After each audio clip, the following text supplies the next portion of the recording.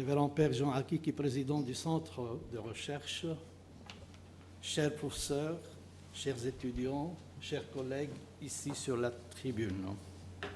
Effectivement, le titre de mon exposé est plus vaste de ce que je voudrais dire, permet de dire beaucoup de choses, mais uniquement je voudrais me limiter aux aspects religieux qui unissent à la fois les Arméniens et les Maronites dans une lecture à long terme, par étapes historiques. Justement, Monsieur l'ambassadeur vient de nous rappeler l'importance de la géographie dont dispose l'Arménie et qui comporte à la fois des atouts et des risques, située à la croisée des voies commerciales et la même chose pour le Liban, exactement, enserré entre des grands empires, succession des empires depuis l'Antiquité, la même chose, mais ce n'est pas sur ce substrat que je voudrais commencer. Je voudrais d'abord prendre le côté culturel, surtout culturel, et en particulier le christianisme, la tradition chrétienne syriaque et la tradition chrétienne arménienne comme point de départ et les influences réciproques de part et d'autre.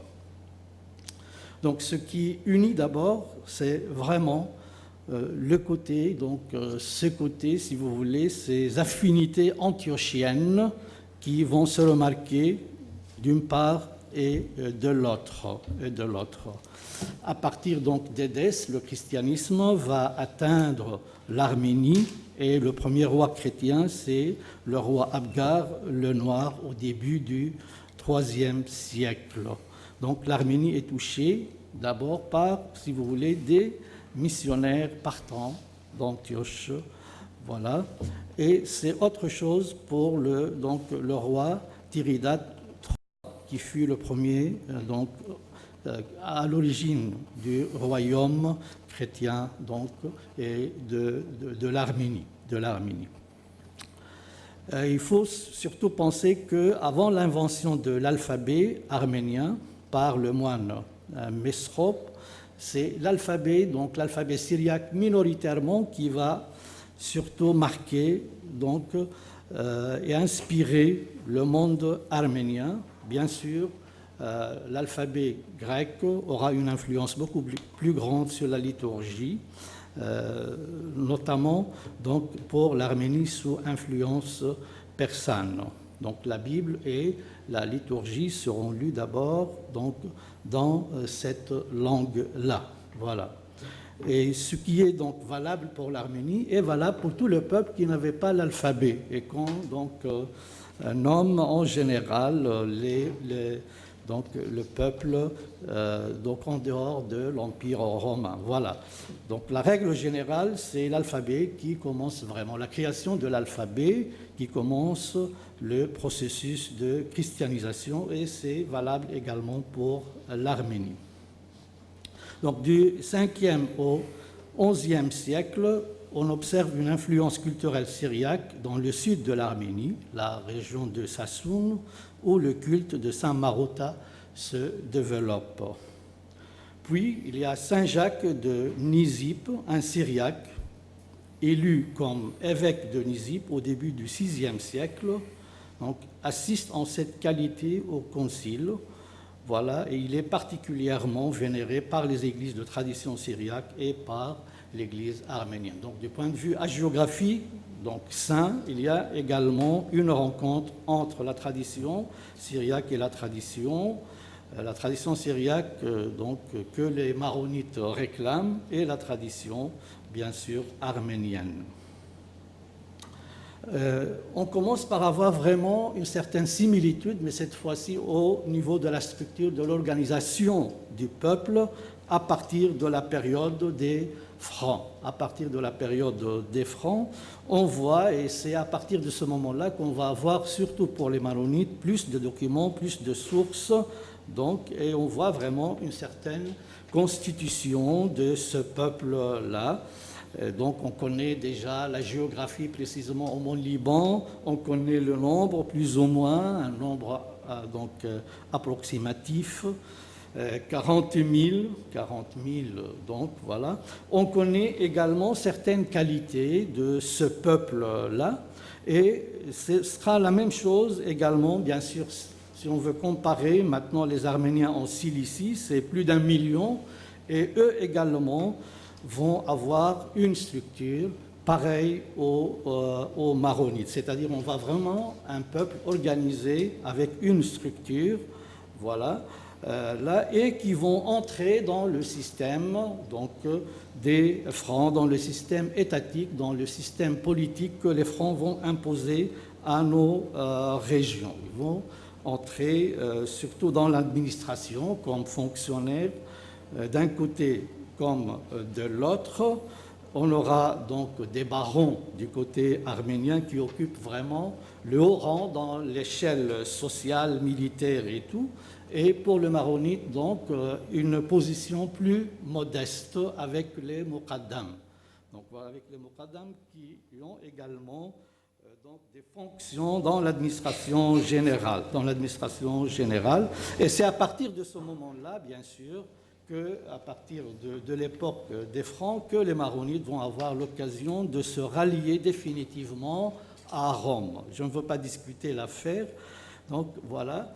Et ça, c'est quelque chose de capital, donc ce qui va donner ce slogan, la perpétuelle orthodoxie de l'Église maronite datant de cette période, donc l'union des Maronites à Rome. Bien sûr, durant cette période également, on voit clairement que les deux peuples, arméniens comme maronites, qu'ils avaient développé déjà un mécanisme de défense face à l'idéologie de la guerre sainte déjà conduite depuis les conquêtes arabes de nos régions. On voit également que maronites et Arméniens en général, lorsqu'ils entrent en guerre, eux également, donc ils se font précéder par la croix et l'évangile à la manière des Francs. Vous avez vu que j'ai évité la dénomination croisée parce que, et ça je voudrais donc insister là-dessus, que dans les sources arabes, on ne trouve jamais le mot croisé, on ne trouve que les Francs. Al-Faranja, on parle de Faranja. Donc nous, on doit parler comme les sources arabes, Al-Faranja, et pas les croisés. Bien, à partir du XIIe siècle également, pour mettre fin à ce développement, là où on voit vraiment deux entités déjà, deux entités politiques, arméniens et maronites, dans les États francs, bien sûr que ce sont donc la même dynastie qui va mettre fin à l'autonomie de ces deux peuples avec des représailles également intenses de deux côtés. Donc les Maronites et les Arméniens vont subir donc les représailles des Mamelouks. Si on revient aux relations plutôt du côté donc, des Arméniens avec l'Église byzantine à partir du XIIe siècle, on voit quand même un certain rapprochement, et c'est le même rapprochement qui se fait donc du côté des Maronites et de l'Église de l'Occident et de l'Église latine.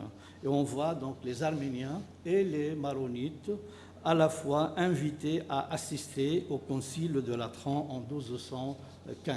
Les deux, donc, c'est le concile donc, qui essayait de refaire l'unité entre l'Orient, le monde oriental en général, orthodoxe, et également les Latins. Et alors notre patriarche et le patriarche arménien assistent à ce concile en 1215.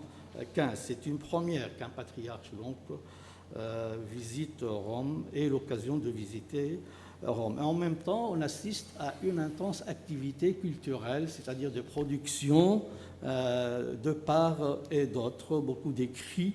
Donc on continue à traduire et à composer à travers la patristique, des œuvres donc, de la patrologie.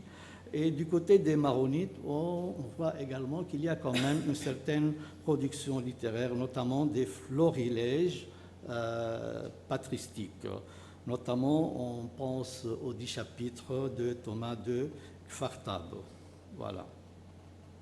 C'est à partir donc des temps modernes qu'on voit qu'il y a des essais encore de ralliement à Rome, à partir du Concile de Trente. C'est la Renaissance, c'est la Réforme que l'Église catholique en général, romaine, voudra également imposer, voudra en quelque sorte donc faire bénéficier l'Orient.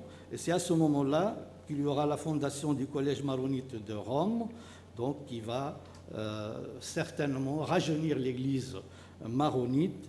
En même temps, on essaye de créer un collège pour les Arméniens, mais l'essai ne sera pas exécuté que quelques siècles plus tard.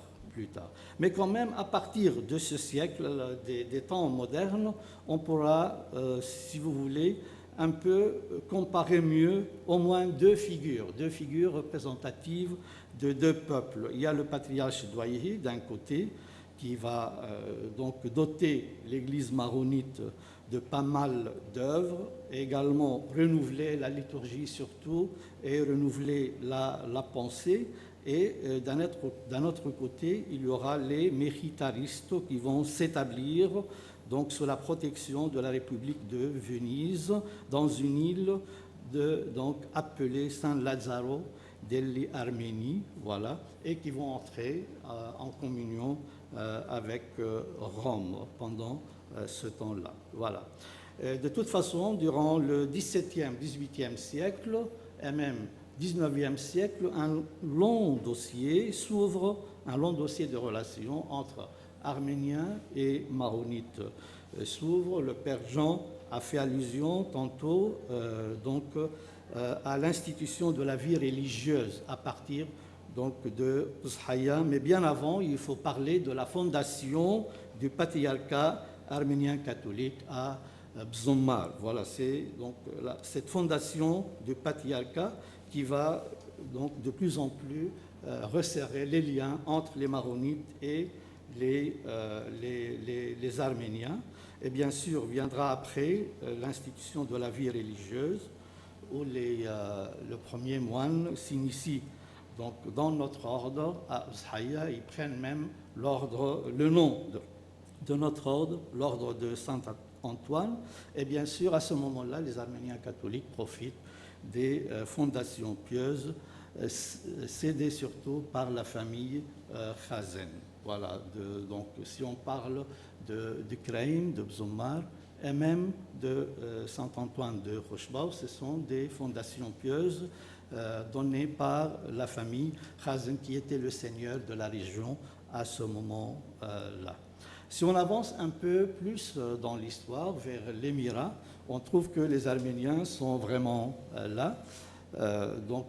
L'émir Béchir passe ces derniers jours protégé par les Arméniens à Istanbul dans son exil. Il sera même enterré dans une église arménienne, et bien avant cela, sa deuxième femme, Hassan Jihan, sera initiée au christianisme par des Arméniens, et tout son trésor même, avant son exil et après son exil, sera conservé donc chez les Arméniens. L'époque suivante, l'époque après les massacres de 1860, va connaître un nouveau régime, le régime de Mutasarrifiya, et ce régime-là s'ouvrira bien sûr par un grand gouverneur arménien, Daoud Bacha, qui essaye vraiment d'inculquer le développement à notre pays. C'est son idée d'intégrer déjà Beyrouth au Mont Liban et de créer donc des ports partout pour développer la situation au Liban. Et ce régime également sera fermé, clôturé par un autre Arménien aussi éclairé que le premier, Ohannes Pacha, qui a écrit ses mémoires et qui sera donc lui-même destitué par le général Jemal Bacha, et qui sera témoin donc des premiers massacres en quittant le Liban et en allant vers Alep. Il décrit cela d'une façon pathétique, comment il a rencontré déjà le flux des émigrés arméniens, donc sauvés des massacres. Du point de vue culturel, et à partir du milieu du XIXe siècle, on peut évoquer le côté donc francophone de deux peuples. La Cilicie connaît pas mal de collèges francophones, comme le Mont Liban, également une grande production littéraire et même des écoles de traduction. À partir de ce moment-là, on traduit les grands auteurs français, les best-sellers de l'époque, Alexandre Dumas, Victor Hugo et d'autres, en Cilicie, avec des journaux francophones dans les grandes villes. Et ce sera la même chose à Beyrouth également, où on assiste à l'émergence, par exemple, du théâtre avec Maroun Naqash et les traductions des œuvres classiques francophones, de culture francophone. Voilà, c'est donc le XIXe siècle qui connaît une ouverture culturelle sans précédent, bien sûr, les universités et les grands collèges suivent d'un côté et de l'autre. Si on avance un peu plus dans l'histoire, vers la Première Guerre mondiale, alors on a pour les massacres des Arméniens, d'un autre côté, la famine au Liban comme réplique. La famine qui était atroce et donc, qui a fauché plus donc, de 2/3 de la population du Mont Liban. Voilà, on a avec mon ami, le professeur Dédéon, qui se trouve dans l'audience, on a immortalisé également donc, cet événement par un bouquin qui s'appelle « Du génocide des Arméniens à la Shoah », voilà, qui vient de sortir chez Privat, et de l'époque des croisades que j'ai évoquées ici, des Francs. Également, nous avons composé, voilà, on a fait une œuvre commune en commémorant un grand historien, donc René Grousset, qui était à l'université de Montpellier. Voilà, René Grousset qui est maintenant au Salon du Livre le samedi prochain. Excusez-moi parce que je reviens un peu en arrière. Voilà donc pour, si vous voulez, un peu cette unité, un peu de destin et de sort à partir de la Première Guerre mondiale. Il y a le génocide, bien sûr, reconnu actuellement par tout le monde, et de l'autre côté, il y a la famine au Mont Liban qui a fauché donc des dizaines de milliers de la population libanaise. Alors, après je dis combien? D'accord. Voilà, après donc, la Première Guerre mondiale, il y a eu également plusieurs avalanches des réfugiés arméniens qui sont arrivés chez nous et qui étaient très bien installés à Beyrouth. Je cite un grand historien arménien qui parle de l'attitude de notre patriarche de l'époque. Voilà, il le nomme malheureusement Antoun Houayik alors qu'il est Elias Houayik. Voilà ce que dit le patriarche. Voilà. J'accueille les Arméniens, c'est Messérian qui a écrit plusieurs articles de cette période. J'accueille les Arméniens comme mes enfants. Ce sont des chrétiens persécutés, ils sont chez eux au Liban. Voilà le geste du patriarche Elias Houayik, le même geste également à l'égard des affamés au Liban. Voilà. L'Arménie deviendra un État donc comme l'a présenté son Excellence maintenant, et le Liban deviendra également un État sous mandat français d'abord, puis réellement un État indépendant. Bien sûr, à partir de ce moment-là, les Arméniens qui s'établissent au Liban, ils se distinguent par leur dynamisme, par leur institutions, innombrables institutions culturelles qui se développent. Ils entrent dans la vie politique et ils rendent donc toutes les dettes s'il y a dettes en servant comme de très bons citoyens notre partie, mais laissez-moi encore remarquer une petite coopération étroite entre les Arméniens et notre université ici, à partir de Haigazian College, qui a commencé donc en jumelage avec notre université LUSEC avant de devenir ce qu'il est maintenant, université à part entière. Et je vous remercie pour votre écoute.